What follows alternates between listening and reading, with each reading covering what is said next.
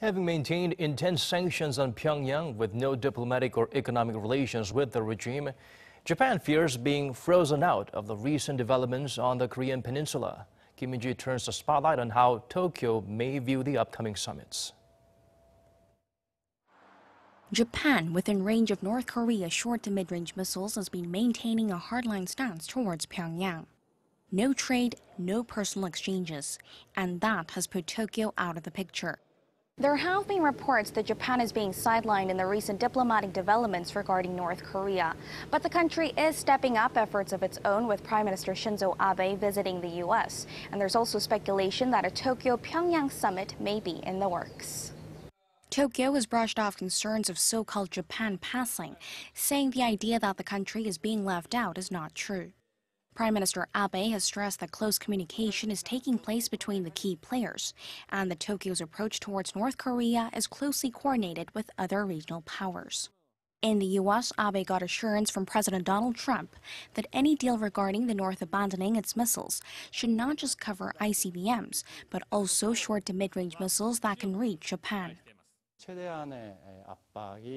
We could say pressure on the regime has brought it to talks, and Japan has been at the forefront there. But when it comes to the talks themselves, as Japan is not part of them, we do need to get information from the parties that are involved, as the issue affects our security interests.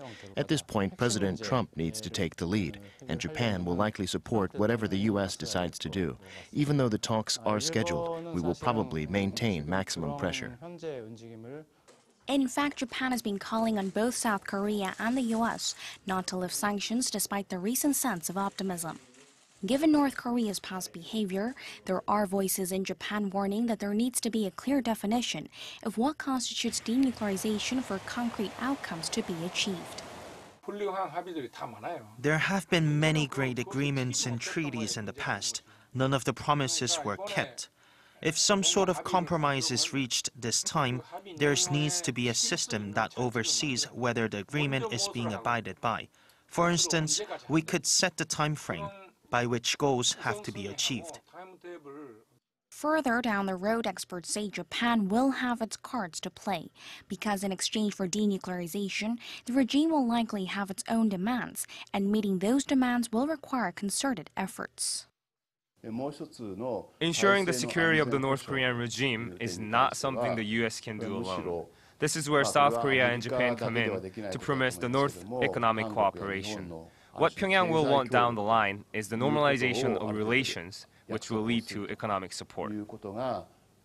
On top of that, Japan still has outstanding issues with North Korea, such as the abduction of its citizens, which has raised the possibility of a bilateral summit in the near future. But experts say that will depend on whether there are sincere, visible efforts by North Korea towards denuclearization. Tokyo also needs to believe that talks with Pyongyang would yield positive outcomes, especially at a time when the Japanese Prime Minister is mired in scandal.